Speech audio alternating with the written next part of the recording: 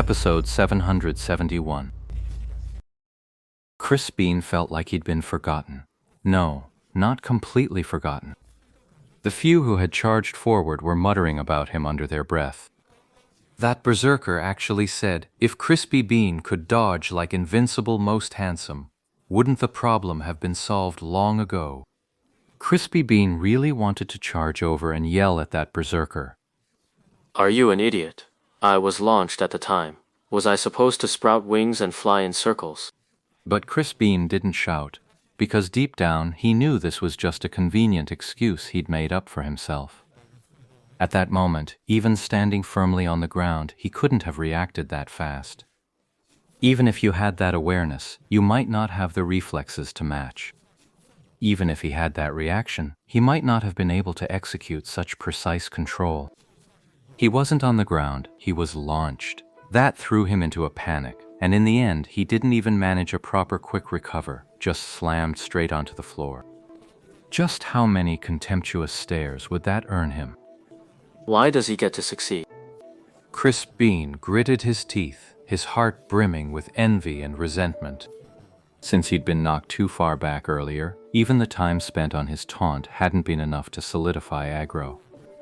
Now, the aggro had been fully handed over to Invincible Most Handsome. But he couldn't just let it go. Never. Kuidu thought as much. Then he hurried after the other DPS players, unleashing attacks, aggro skills, and heavy-hitting abilities without holding back. But Ralton held steady, never once looking back. Chris Bean's heart trembled as his gaze lingered over several skills. Taunts, shouts, even Night Spirit. He had all those skills too. And if he used it now, it would work just as well. The forced taunt would last exactly as many seconds as it should, and trigger exactly as many times as needed. But using a skill like that when aggro is already stable, might as well be an OT. You'd get roasted by the whole party. As an MT, Kuidu hated OT incidents more than anything. And now he was personally causing that very kind of disaster. It went against everything his class pride stood for. So Crispy Bean ultimately didn't use either of those skills. This method was different from using attacks or other skills to smoothly transfer aggro. With gear like this, there was no need for taunts or shouts. Aggro would come to him naturally. His overpowered gear had become Kuidu's ultimate halo of confidence.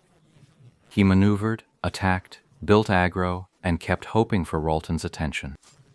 And this time he came fully prepared, picking a solid position so that when the aggro swung back, no matter what attack the ancient dragon threw at him, he wouldn't get caught off guard and sent flying like last time. Come back, come back, come back. Chris Bean was calling for aggro in his heart, but of course he'd never actually ask Invincible Most Handsome to stop and let him take over. That would be way too embarrassing. He kept pushing, hoping without end, until the ancient dragon Ralden finally fell. Just like that, he's dead. Chris Bean could hardly believe it. How could the time be this short? How many years did Ralton even have to live? Why was he so fragile? I hadn't even pulled aggro yet. How did it already fall? Aggro wasn't tracked, so Kuidu could only helplessly pull up the damage list. On the damage chart, Chris Bean had unmistakably dropped to second place. What joke? Sure, he eventually switched to building aggro full-time, but Invincible Chad had already swapped out his dragon-slaying axe by then, and he wasn't pure DPS either. He had to juggle holding the boss's hate. And yet, he still managed to out-damage Chris Bean on the DPS chart.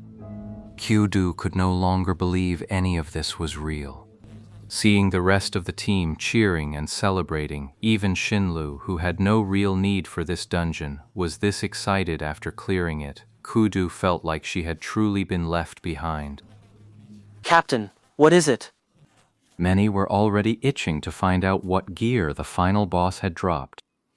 It's something someone in our party can use. Take a guess. Sinlu, clearly in a good mood, had started playing along with everyone. Is it a weapon? Yes. Whoa, that's sick! This isn't an abyss. It's an armory, isn't it? Someone called out, and the crowd laughed. Boss, stop teasing us and just show the equipment already. Sinlu stopped stalling and posted the final boss's loot into the chat channel. It was a full set of striker gear, and amid envious murmurs, it was awarded to the team's striker.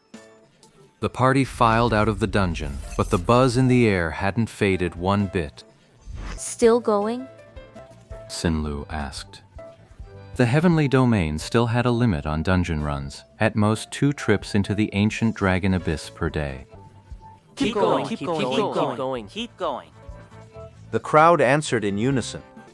I have something to take care of, so I won't be going. Crisp Bean blurted that out of nowhere. Sure, go ahead. Sinlu made no attempt to stop her, clearly having seen Invincible's technique against the final boss, and deciding there was no longer any point in keeping Kyudo around. Of course, she meant well. For someone at Kyudo's level, still running this dungeon was just a waste of time. When she needed help, she asked for it. Now that the trouble was over, Shinlu naturally wasn't about to keep bothering Kyudo. As for what happened with the final boss, Shinlu didn't really have much else to think about. Isn't it normal to have an OT incident in a dungeon? It's perfectly normal for the MT and off-tank to take turns tanking at critical moments. But Kyudo's thoughts were far from simple. His pride made it impossible for him to tolerate any of what had happened. Now, Sinlu showed no sign of wanting to keep him around, which suddenly rubbed Kyudo the wrong way.